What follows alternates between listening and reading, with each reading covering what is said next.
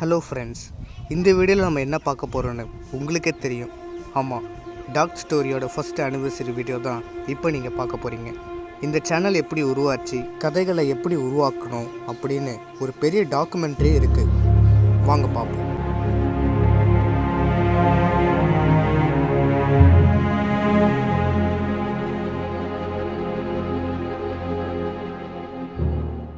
Actually இந்த சேனலோட பிளானை 2020 இயர்லேயே எனக்கு தோணுச்சு. என் கையில் பிளான் இருந்துச்சே தவிர, ஆனால் என் கையில் ஃபோன் இல்லை.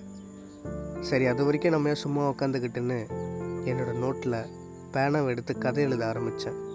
அப்படி நான் எழுதின கதை தான் என்னோடய ஃபஸ்ட்டு கதை, ட்ரீமர் சாப்டர் 1.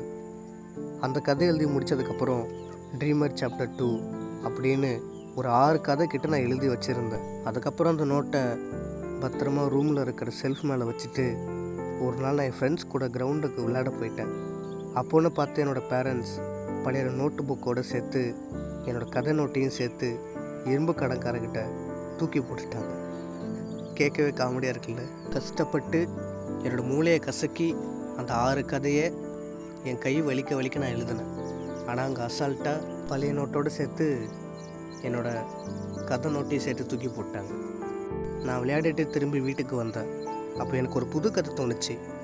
சரி, அந்த புது கதையை அந்த நோட்டில் எழுதி வைக்கலாம் அப்படின்னு சொல்லிட்டு செல்ஃபில் இருக்கிற அந்த நோட்டை நான் தேடுறேன். ஆனால் அந்த நோட்டு அங்கே இல்லை. என் பேரண்ட்ஸ் கிட்ட நான் அந்த நோட்டை கேட்குறேன். அப்போ அவங்க சாதாரணமாக பதில் சொல்கிறாங்க, நோட்டு புக் எல்லாத்தையும் இரும்பு கடைக்காரங்கிட்ட போட்டுட்டேன் அப்படின்னு சொல்கிறாங்க. அதை கேட்ட நான் ரொம்ப வருத்தப்பட்டேன். என்னடா இது, கஷ்டப்பட்டு கை வலிக்க மூளை கசக்கி ஒரு 6 கதை எழுதி வச்சுருந்தோமே, இவங்க இப்படி இரும்பு கடைக்காரங்கிட்ட போட்டுட்டாங்கன்னு நான் ரொம்ப வருத்தப்பட்டேன். அவ்வளோதாண்டா, நோட்டு போச்சு, என் யூடியூப் சேனல் கனவும் போச்சுன்னு கவலையில் இருந்தேன். அப்போ தான் ஏப்ரல் 14, 2020 அன்னைக்கு எனக்கு என்னோடய டாடா எனக்கு ஒரு புது ஃபோன் வாங்கி தந்தாங்க. மறுபடியும் என்னோடய டாக் ஸ்டோரி பிளானை நான் மறுபடியும் தொடங்க ஆரம்பித்தேன். புது நோட்டு பென் வாங்கி மறுபடியும் ட்ரீமர் கதை எழுத ஆரம்பித்தேன். ஆனால் நான் முதல்ல எழுதின அந்த கதை இப்போ நான் எழுதும் போது கதையே மாறி போச்சு. கதையை நல்லா எழுதினேன். அந்த ட்ரீமர் கதையை ரிஹர்சல் பண்ணி பார்த்தேன் என் ஃப்ரெண்ட்ஸ் கூட. 1.5 மணி நேரம் வந்துச்சு. அப்புறம் ட்ரீமர் சாப்டர் 2 ரிஹர்சல் பண்ணி பார்த்தோம். 2 மணி நேரம் 51 நிமிஷம் வந்துச்சு. விளையாட்டு தானே, இதில் என்னங்க இருக்குது. நானே சொந்தமாக அந்த 2 கதையை எழுதினேன். அந்த கதையை நானும் என் ஃப்ரெண்ட்ஸும் ரிஹர்சல் பண்ணி பார்க்கும்போது எனக்கு ரொம்ப சந்தோஷமாக இருந்துச்சு. இதுவே ஒரு படமாக எடுத்தால் எப்படி இருக்கும்னு நினச்சி பார்த்தேன். அது சும்மா ஒரு கற்பனை தான், வேறு ஒன்றும் கிடையாது. அதுக்கப்புறம் எனக்கு சில பர்சனல் ப்ராப்ளம்ஸ்லாம் வந்துச்சு. நான் கதை எழுதுறதே நிறுத்திட்டேன். அதுக்கப்புறம் காலம் கடந்து போச்சு. ஏப்ரல் 26, 2023 அப்போ தான் இந்த டாட் ஸ்டோரி சேனலை நான் ஓப்பன் பண்ணேன். தென் ட்ரீமர் ஸ்டோரியோட ஸ்கிரிப்டை நேமை மாற்றி மர்டர்னு நேம் வச்சேன். இந்த ட்விஸ்ட்டை நீங்கள் யாரும் எதிர்பார்த்துருக்க மாட்டீங்கல்ல. ஒரு ஸ்கிரிப்டை எழுதி அதை வாய்ஸ் ஓவர் பண்ணி சீன் ஃபோட்டோஸ்லாம் போட்டு பேக்ரவுண்ட் மியூசிக்லாம் ஆட் பண்ணி இது முடிக்கிறதுக்குள்ளேயே எங்களுக்கு பெரிய தலைவலி. நாங்கள் அவ்வளோ கஷ்டப்படுறோம். ஆனால் அந்த கஷ்டப்படுறதுக்கும் ஒரு பலன் வேணும்ல ஃப்ரெண்ட்ஸ். அது உங்கள் கையில் தான் இருக்குது. கஷ்டப்பட்டு நாங்கள் எடிட் பண்ணி அதை உங்கள் கிட்டே வந்து சேர்க்குறோம். என் ஃப்ரெண்ட்ஸுக்கிட்டலாம் நான் சொல்லுவேன், டேய் வீடியோ போட்டிருக்கேன்டா, நீங்கள் எப்போ ஃப்ரீயாக இருக்கீங்களோ அப்போ பாருங்கடா அப்படின்னு தான் நான் சொல்லுவேனே தவிர நீ இப்போயே பார்த்தானோ அப்படின்னு நான் சொல்லவே மாட்டேன். அவங்கள நான் கம்பலும் பண்ண மாட்டேன். மர்டர் சாப்டர் 1ஓட கான்செப்ட் எப்படி வந்துச்சுன்னு இப்போ என்கிட்ட கேட்காதீங்க. 1 இயர் ஆஃப் மர்டர்னு ஒரு புது டாபிக் வருது. அது நான் அந்த வீடியோ போட்டு 1 இயர் வரும்ல, அப்போ நான் அதை போஸ்ட் பண்ணுறேன். அப்போ நீங்கள் போய் பார்த்துக்குங்க. அது வரைக்கும் கொஞ்சம் காத்துருங்க. அப்போது நான் மர்டரில் ஆரம்பித்து இப்போ பேட் வுல்ஃப் பார்ட் 1 வந்து நிற்கிறேன்.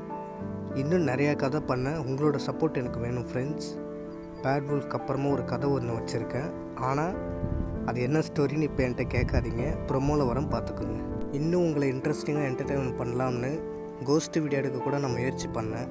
ஆனால் என்னால் எடுக்க முடியல. அதுலேயே நிறையா பிரச்சனை வந்துச்சு. ஆனால் இப்போ நான் அதை பற்றி நான் சொல்ல விரும்பலை. ஸ்டோரி டைலாக் சீன்ஸ்லாம் உங்ககிட்ட நான் சொல்கிறேன்ல, அது எல்லாமே ஸ்கிரிப்டு தான், வேறு எதுவுமே இல்லை. எனக்கு கொஞ்சம் ஞாபக மருந்து இருக்கிறதுனால என் ஸ்டோரி சீன்ஸ் என்னாலே மனப்பாடம் பண்ணி சொல்ல முடியல. அதனால் நான் ஃபோன்லேயே டெக்ஸ்ட் பண்ணி அதை நான் வாய்ஸ் ஓவர் பண்ணுறேன். இதுலேயே உங்களுக்கு தெரியுதில்ல ஃப்ரெண்ட்ஸ், நான் எவ்வளோ கஷ்டப்படுறேன். ஒரு வீடியோ எடுக்க நான் எவ்வளோ கஷ்டப்படுறேன்னு இப்போ உங்களுக்கு புரிஞ்சிருக்கும்னு நினைக்கிறேன். என்னோடய வீடியோஸ்லாம் நான் போடுறேன்னு அதில் வர சீன்ஸாக இருக்கட்டும், டயலாக்ஸாக இருக்கட்டும், எல்லாமே கற்பனைகள் தான் தவிர வேறு எதுவுமே கிடையாது.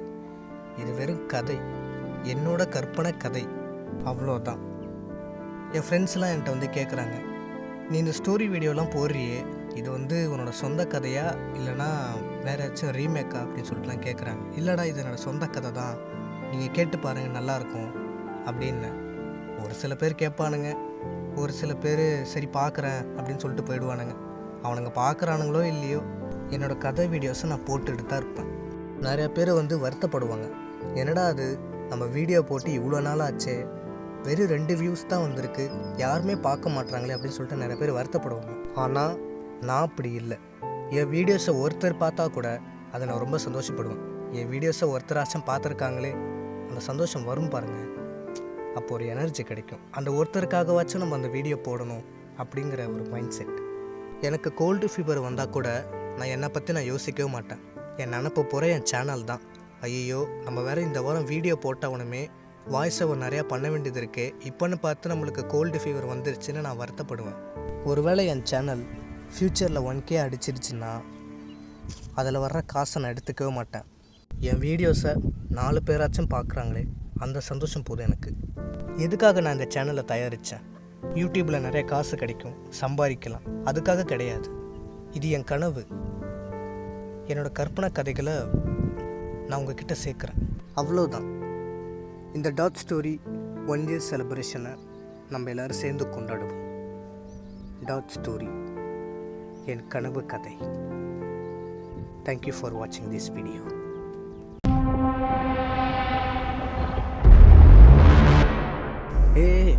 வீடியோ முடிஞ்சிச்சுன்னு யாரும் கட் பண்ணிட்டு போயிடாதீங்க. நான் சொல்ல வேண்டியது பாக்கி ஒன்று இருக்குது. இந்த வாய்ஸ் ஓவர் விஷயத்தை நான் இன்னும் உங்ககிட்ட சொல்லவே இல்லை. அதையும் சொல்லிவிட்டு நான் கிளம்பிடுறேன். அதாவது வாய்ஸ் ஓவர் பண்ணுறது எவ்வளோ கஷ்டமான விஷயங்கிறது உங்கள் எல்லாருக்குமே தெரியும். நான் ஸ்கிரிப்டை டீட்டெயிலாக எழுதி அதை நான் படிச்சுக்கிட்டே வாய்ஸ் ஓவர் பண்ணுவேன். புதுசாக இருக்குல்ல? இருக்கும், புதுசாக தான் இருக்கும். நான் சில நேரத்துக்கு வாய்ஸ் ஓவர் பண்ணும்போது நான் மெமிக்ரிலாம் பண்ணியிருப்பேன். அதை நீங்கள் பார்த்துருக்க மாட்டீங்க. ஸோ என்னோடய வீடியோஸ் எல்லாம் பாருங்கள். அதில் நான் 1-2 டைலாக் நான் மிமிக்ரி பண்ணிலாம் பேசியிருப்பேன். முக்கியமாக அந்த பிரேவலன்னு சொல்லிட்டு ஒரு ஸ்டோரியில் அந்த ராஜ்ஜீரோன்னு ஒரு கேரக்டர்னு வரும். அந்த கேரக்டருக்கு நான் என்னோடய வாய்ஸை நான் மிமிக்ரி பண்ணி தான் பேசியிருப்பேன். ஸோ இப்போ பேட் வுல்ஃப்லேயும் இதே மாதிரி தான் மிமிக்ரி பண்ணியிருப்பேன். ஆனால் அந்த கேர்ள் பேச வேண்டிய டைலாக்கு மட்டும் நான் வாய்ஸ் சேஞ்சர் பண்ணியிருப்பேன். அதையும் நீங்கள் கவனிச்சிருப்பீங்க. கவனிக்கலன்னா போய் பார்த்துட்டு வந்திருப்பேன். இருக்கிறதுலே இது எது ரொம்ப கஷ்டம்னு என்கிட்ட நீங்கள் கேட்டிங்கன்னா, சீன் ஃபோட்டோஸை தேடுறது, அந்த சீனை ஃபுல்லாக டீட்டெயிலாக எழுதி அதை நான் வாய்ஸ் ஓவர் பண்ணுறது. அதாவது மூச்சை பிடிச்சிக்கிட்டு நான் வாய்ஸ் ஓவர் பண்ணுவேன். சில நேரம் என்னால் மூச்சை பிடிச்சிக்கிட்டு தம் கட்டிட்டு என்னால் வாய்ஸ் ஓவர் பண்ண முடியாது. ஏன்னா அந்த டைமில் நான் எதுவுமே பேச மாட்டேன். அது 1-2 கேப் விட்டுருக்கோம். ஓகே, நான் கிளம்ப வேண்டிய நேரம் வந்துருச்சு. எல்லா யூடியூபர்ஸுமே சொல்கிற அதே டைலாக்கை தான் இப்போ நானும் சொல்ல போகிறேன். அது என்ன டைலாக்குங்கிறது உங்களுக்கே தெரியும். இந்த வீடியோ உங்களுக்கு பிடிச்சிருந்தால் லைக் பண்ணுங்கள், கமெண்ட் பண்ணுங்கள், ஷேர் பண்ணுங்கள். மறக்காமல் நம்ம டாட் ஸ்டோரி சேனலை சப்ஸ்கிரைப் பண்ணிவிடுங்க.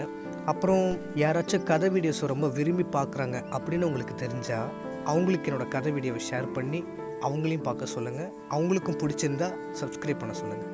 ஓகே, நான் கிளம்ப வேண்டிய நேரம் வந்துருச்சு. Tata, see you, bye bye.